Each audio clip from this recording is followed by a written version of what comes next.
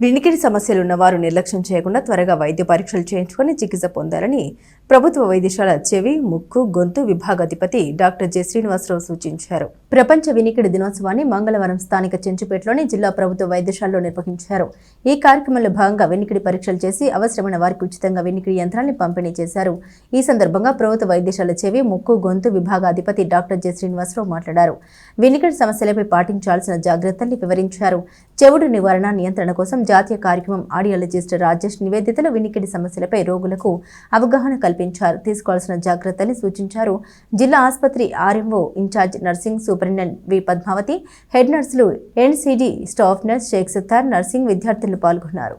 ఈరోజు మార్చి 3వ తారీఖు ఈరోజు ప్రపంచ వినికిడి దినోత్సవం కింద మార్చి 3వ తారీఖున జరుపుకోవడం జరుగుతుంది. సో ఈ రోజున వినికిడి దినోత్సవం సందర్భంగా మన డిస్ట్రిక్ట్ హాస్పిటల్ తెనాలి నందు వినికిడి లోపం గురించి అవగాహన కార్యక్రమం చేయడం జరుగుతుంది.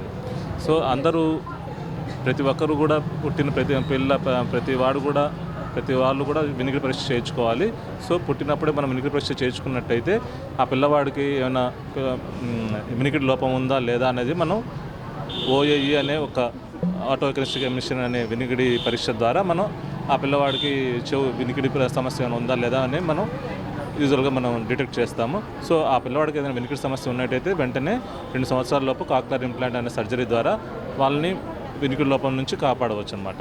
సో ప్రతి ఒక్కరు కూడా పిల్లవాళ్ళు కావచ్చు, పెద్దవాళ్ళు కావచ్చు, ఏదైనా వినికిడి సమస్యలు ఉన్నట్లయితే కంపల్సరీ ఈఎన్టీ డాక్టర్ గారిని ఒకసారి చూపించుకొని తగిన ఆడియోమెట్రీ టెస్ట్ ఒకసారి చేయించుకొని వాళ్ళకి ఎంత వినికిడి శాతం ఉందో చూసుకొని అది సర్జరీ ద్వారా ఏమైనా క్యూర్ చేయగలమా లేదంటే మీ వినికిడి మిషన్ల ద్వారా ఏమైనా మనం నయం చేయవచ్చా అనేది మనం దాని ద్వారా వాళ్ళ సమస్యను మనం వినికిడిని కాపాడవచ్చు. పర్మనెంట్ హియరింగ్ లాస్ అనేది జరుగుతుంది.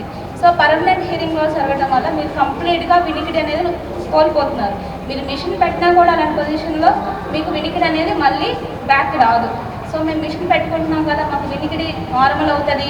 సో ఇదంతా కాదు, వినికిడి అనేది ఒకసారి పోతే ఇంకోసారి అది నార్మల్ అవ్వడం అనేది జరగదు. అయితే సర్జరీ అని చేయించుకోవాలి లేదా మెడికేషన్ త్రూ అయినా మనం కాపాడుకుంటూ ఉండాలి. సో గూగుల్ వచ్చింది, మనం ఏం చేస్తాం, ఇయర్ బడ్స్ పెట్టి తిప్పుతూ ఉంటాము.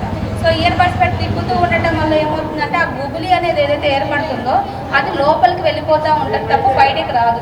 మీకేమనిపిస్తుంది, బయటకు వస్తుంది అనుకుంటున్నాం, కానీ లోపల ఉండని మనం లోపలికి నెడుతున్నప్పుడు ఆ పొర అనేది పగిలిపోవడానికి ఛాన్సెస్ ఎక్కువ ఉన్నాయి. సో దానివల్ల మనం ఇయర్ బడ్స్ అనేది పెట్టుకోకూడదు.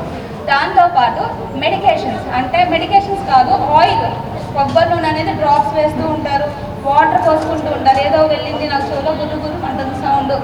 సో వీటిని తీయడానికి మనం ఏం చేస్తాం, ఫినిష్ పెట్టడం, ఆయిల్ వేయడం, ఇవన్నీ చేస్తూ ఉంటాం. ఇవి కూడా ఎలాంటివి చేయకూడదు. సో మీకు అలా ఇరిటేషన్గా ఉంటుందంటే ఈఎన్టీని కన్సల్ట్ చేయండి.